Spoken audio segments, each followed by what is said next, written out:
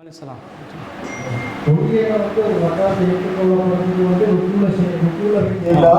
அந்த ரகாத் ஏற்றுக்கொள்ளப்படுமே.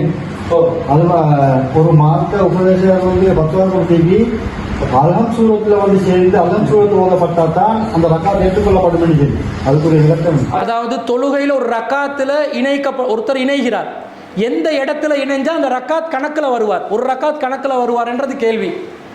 அதுக்கு நேரடியாக ஹதீஸ் வருது, ருக்கூவில் இணைந்தால் ஒருவர் ரக்காத்தை அடைந்து விட்டார் என்று நேரடி ஹதீஸ் வந்தோடனே ஃபாத்தியால இணைந்தாரு, குல்சூரால இணைந்தாருன்றதுக்கெல்லாம் ஆதாரம் கேட்க வேண்டியதில்லை, அவர் தான் ஆதாரம் சொல்லணும். ருக்கூல இணைந்தால் ரக்காத்தை அடைந்து விட்டார் என்று ஹதீஸ் வருது, அந்த ஹதீஸ் பலவீனம் என்றோ அது இட்டுக்கட்டப்பட்ட செய்தி என்றோ அவர் தான் நிரூபிக்கணும். அது போக ஃபாத்தியால தான் இணையணும் என்பதற்குரிய ஆதாரத்தையும் தரணும். அந்த ரெண்டும் சொல்லாத பட்சத்தில் அவருடைய கருத்து நிற்காது. நேரடி ஆதாரம் ருக்கூல இணைந்தால் ரக்காத் கணக்கில் கொள்ளப்படும் என்பது.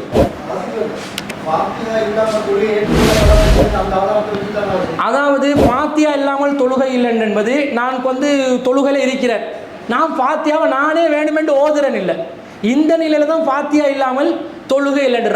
அதே ரசூல் ஸல்லல்லாஹு அலைஹி வஸல்லம் தான் ருக்கூல இணைஞ்ச ரக்காத்தை அடைஞ்சிட்டாங்கன்றாங்க. எப்போ ரக்காத் அடைஞ்சிட்டு ரசூலா சொல்லிட்டாங்களோ அப்போ அந்த ரக்காத்துடைய ஃபாத்தியாவும் கணக்கில் கொள்ளப்படும் என்று தான் அர்த்தம். லா ஸலாத்த லிமன் லம் யக்ரா பி ஃபாத்தியத்தில் குர்ஆன் ஃபாத்தியாவை ஓதாதவருக்கு தொழுகை இல்லைன்றாங்க. யாருக்கு? தக்பீர் கட்டுறாரு, ஃபாத்தியா ஓதுறான் இல்லை, அவனுக்கு தொழுகை இல்லை.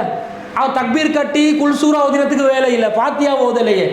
இந்த இடத்துல இவர் வேணுக்கென்று ஃபாத்தியா ஓதாமட்டாரா? இல்லை. எப்படி ஃபாத்தியா? அவர் தொழுகையில் சேரும் தாமதம் ஏற்படுது, அந்த தாமதத்தினால்தான் ஃபாத்தியா எல்லாம் போச்சு, வேணுக்கென்று ஃபாத்தியாவை விடலை.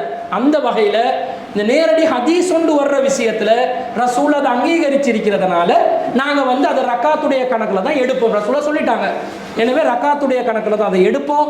ரசூலா சொல்லாத ஃபாத்தியால சேர்ந்ததுக்கு இதுதான் ஆதாரம். இந்த நேரடி ஆதாரம் ஒன்று இருக்கும் பொழுது ஃபாத்தியால சேர்ந்தாதான் ரக்காத் சேர்ந்து கொள்ளப்படும் என்று ஒருத்தர் வாதம் வைக்கிறார் என்றால் இந்த நேரடி ஆதாரத்தை மனமுரண்டாக மறுத்துட்டு வைக்கிறாருன்னு அர்த்தம்.